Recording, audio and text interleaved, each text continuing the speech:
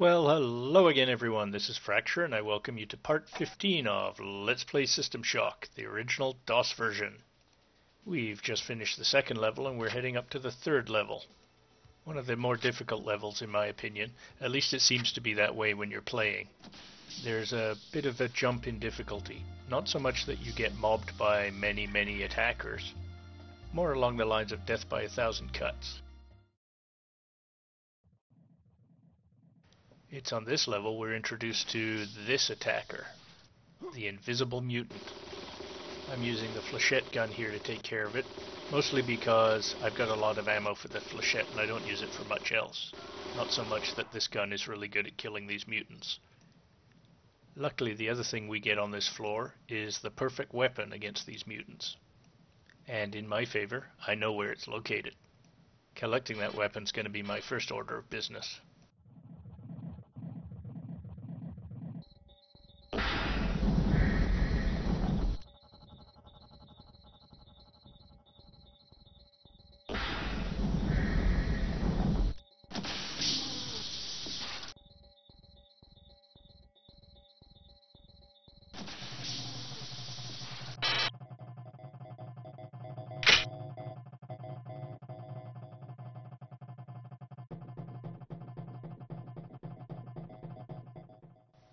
From a previous playthrough, I know there's a military android here, and if you watch the first couple of shots I take at him, I get a no damage warning.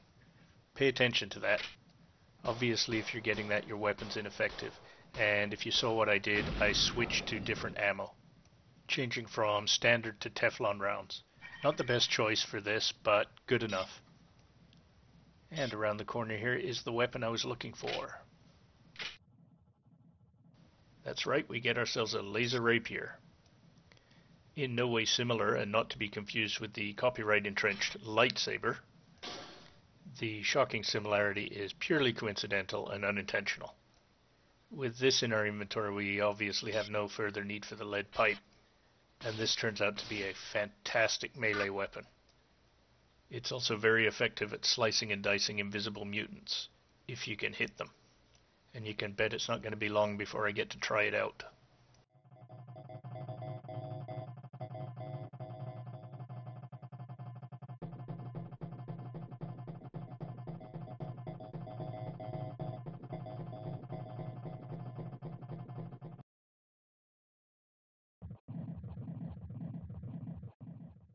On our first trip around this level, we encounter a lot of these locked doors.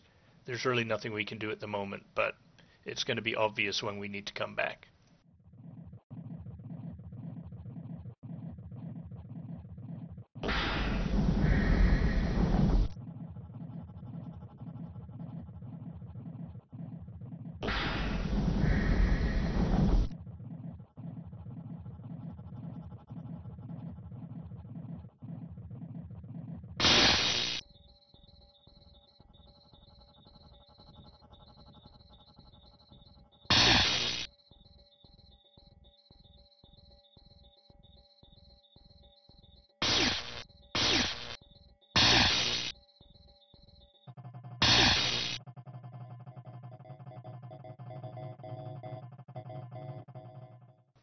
Now, honestly, I'm not sure why these aren't attacking me, but I'm not going to look a gift horse in the mouth. You can see how effective the laser rapier is, even on these machines. Of course, when they're attacking, it's not quite this easy to get so close. And we found the computer node for this level. Knowing that I'm going to come back shortly, I don't bother destroying it immediately. There are several locations you want to remember. Diagnostic logs is one of them.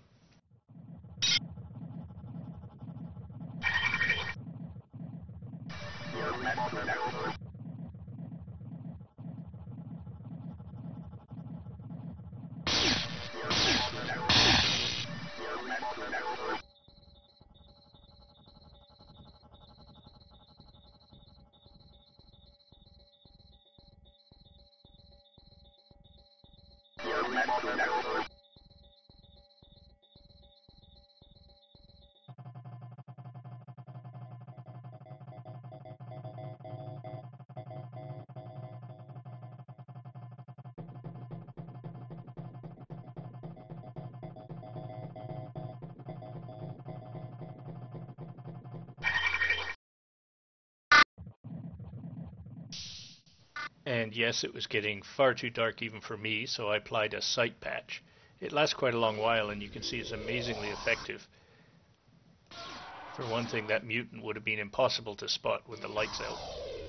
The patch does have a side effect, though it's not too bad and doesn't last very long. When it does wear out, your night vision will be slightly worse than normal for a while.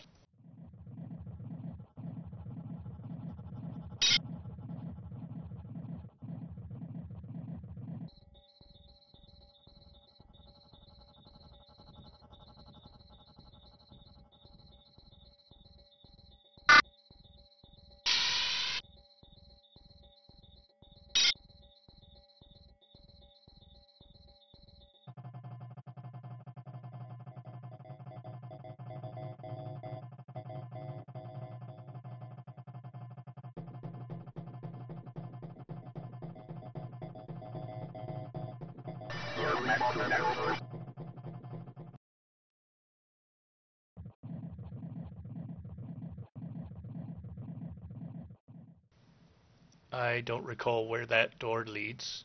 It's near the edge of the map, so probably just a storage room. But we'll be back soon enough, and I'm sure it'll be open by then.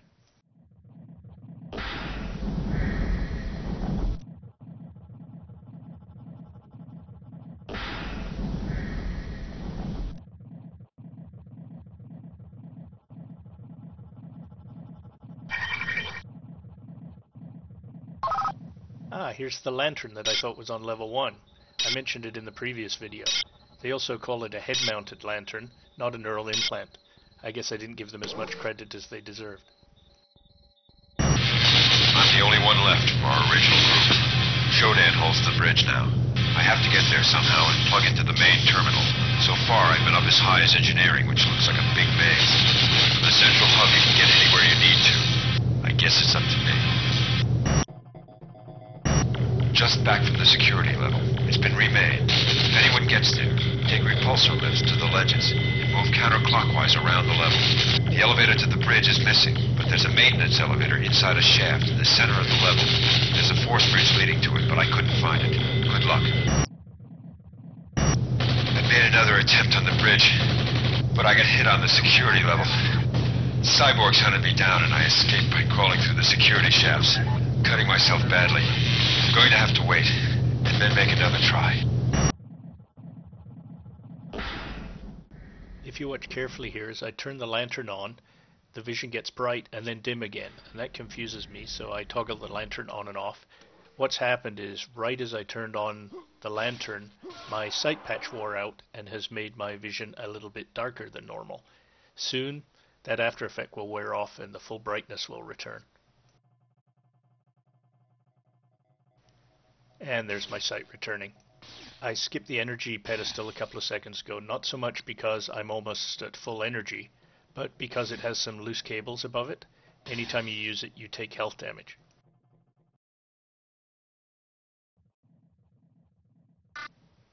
And here's a view of those sparking cables I mentioned.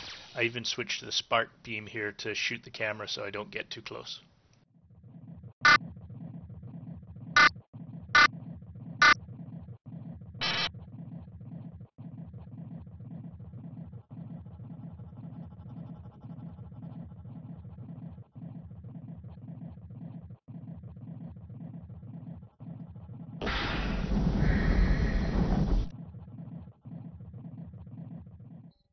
And here's a relay analyzer.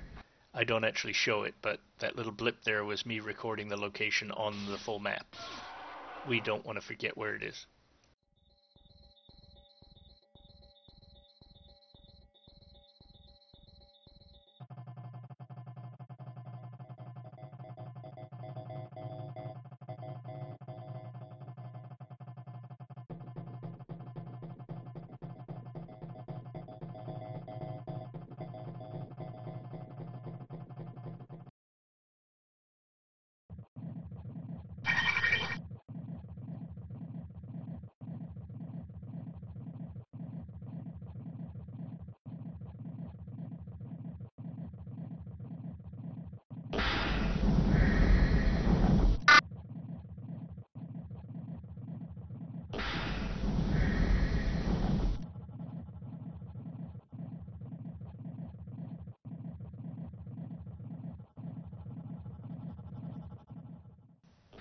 And yes, you did see me just overwrite a level 6 save. You haven't missed a video. I haven't been up to level 6 on the playthrough. Off camera I did a little poking around, but I died pretty quickly and really didn't learn anything all that helpful. It'll be over soon. Soon I'll die. This pain will end. I can't even recognize my own damn arm. Sure, it's a virus. I can see. Oh God, I can see through my own body. And there's another virus in the grove. God, let me die. Please.